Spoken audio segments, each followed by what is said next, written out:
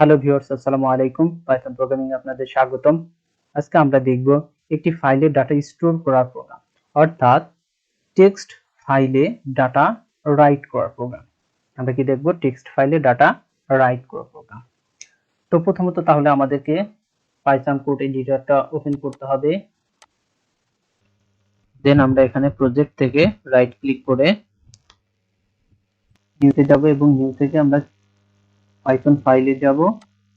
এখানে নাম দিব একটা, যে মেইন ডট পি ওয়াই নামে একটা পাইথনের ফাইল নিব। মেইন ডট পি ওয়াই নামে একটা পাইথনের ফাইল নিব। এখন আমরা যেহেতু বলছি যে একটি ফাইলের ডাটা স্টোর করব, কোথায় স্টোর করব? একটি টেক্সট ফাইল।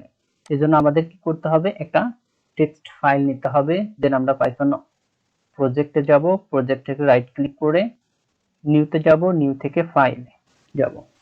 ফাইলে এখানে আমাদের একটা নাম দিতে হবে।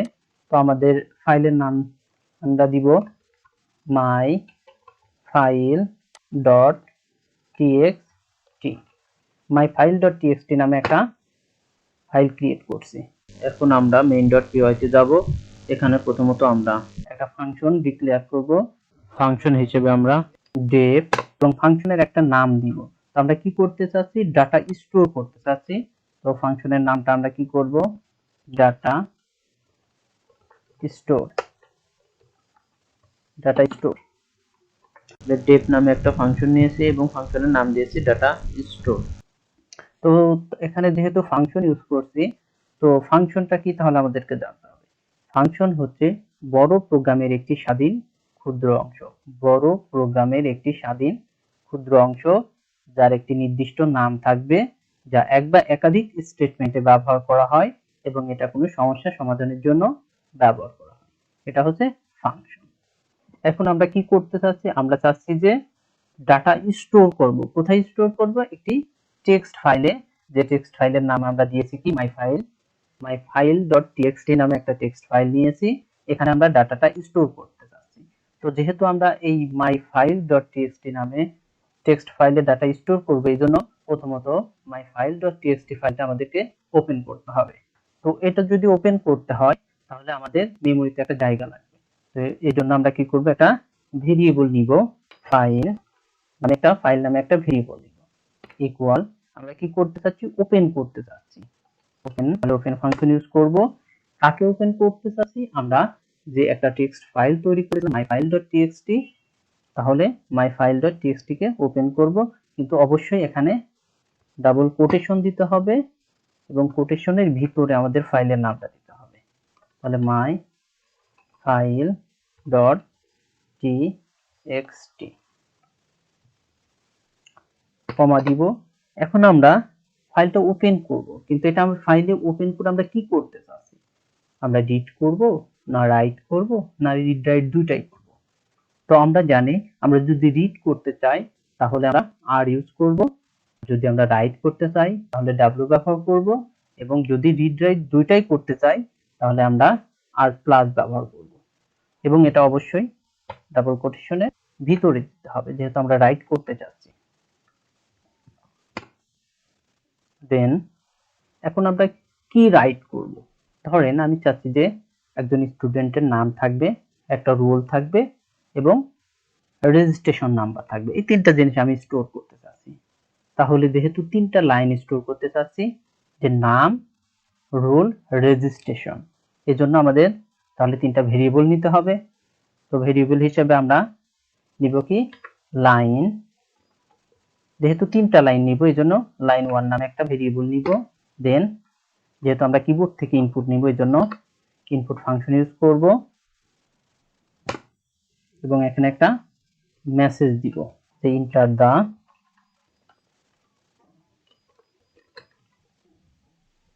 দা লাইন 1 টেক্সট। মানে ইন্টার দা লাইন 1 টেক্সট মানে লাইন 1 এর জন্য একটা টেক্সট নিব, এই জন্য enter the line 1 text. Same ভাবে আমরা লাইন 2 নিব। লাইন 2 ইকুয়াল ইনপুট একটা মেসেজ দিব, enter the line to text, enter the line to text। তাহলে আমরা তিনটা নিব, কি নেম নিব, রোল নেব এবং রেজিস্ট্রেশন নাম্বার। তাহলে লাইন 3 নামে আরেকটা ভেরিয়েবল নিতে হবে, line 3 equal input the message, enter the line 3 text। তাহলে আমাদের তিনটা লাইন ইনপুট নেওয়া হয়ে গেছে।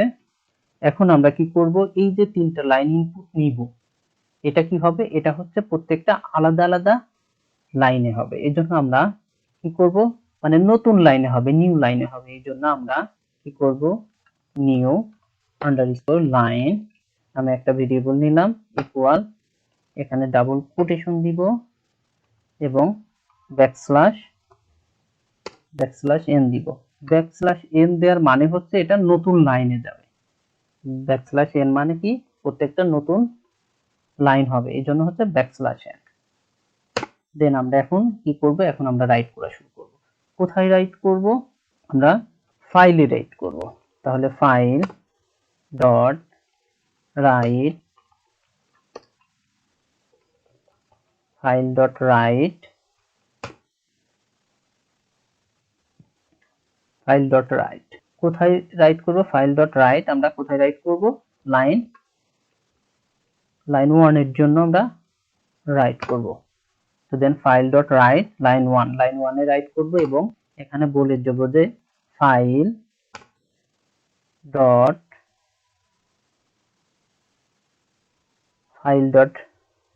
রাইট কোথায় হবে, যেন নিউ লাইনে হয়। তাহলে নিউ আন্ডারস্কোর লাইন, আমি বলছি যে ফাইল ডট রাইট লাইন 1, প্রথমত লাইন 1 এর জন্য লিখব এবং পরবর্তীতে বলছি file dot write new line, এবং এটা যেন file dot write new line মানে এটার জন্য নতুন লাইনে রাইট হয়।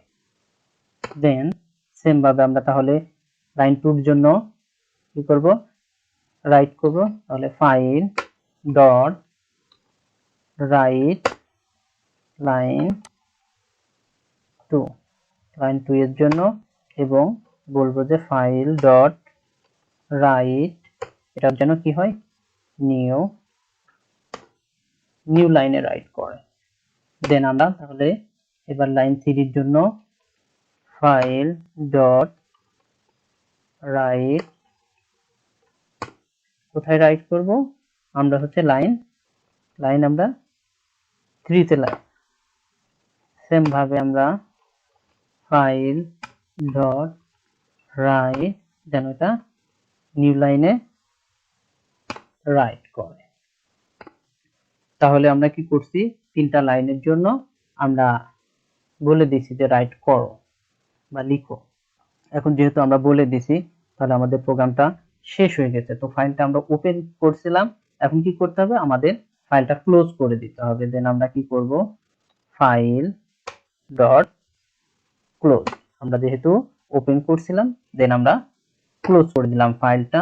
দেন আমরা এখানে ফাংশন ইউজ করছিলাম, এই জন্য আমরা ফাংশনটা শেষ করতে হবে। তো ফাংশনের নাম দিয়েছিলাম কি, ডাটা স্টোর নামে আমরা একটা ফাংশন নিয়েছিলাম।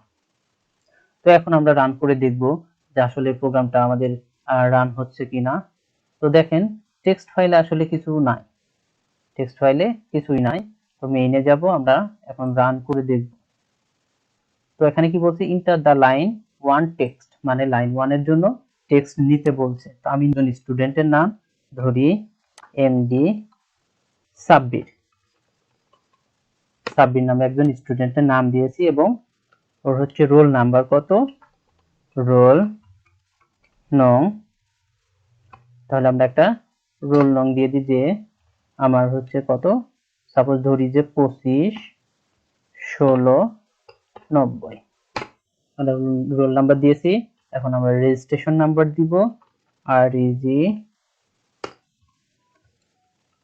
নং রেজিস্ট্রেশন নাম্বার। তাহলে রেজিস্ট্রেশন নাম্বার ধরি যে আমার 20 25 30, 20 25 30। তাহলে আমরা কি করছি, এমডি সাব্বির নামে একজন স্টুডেন্টের নাম লিখছি এবং তার রোল নাম্বার দিয়েছি 25 16 90 এবং রেজিস্ট্রেশন নাম্বার দিয়েছি যে 20 25 30।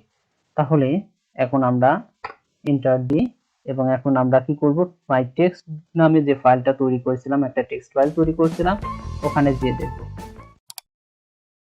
দেখেন এমডি সাব্বির এবং রোল নং 25 16 90, রেজিস্ট্রেশন নং যে 20 25 30। আমরা যে প্রোগ্রামে ইনপুট নিয়েছিলাম সেটা আমাদের মাই ফাইল ডট টেক্সট নামে যে টেক্সট ফাইলটা নিয়েছি সেখানে স্টোর হয়ে গেছে।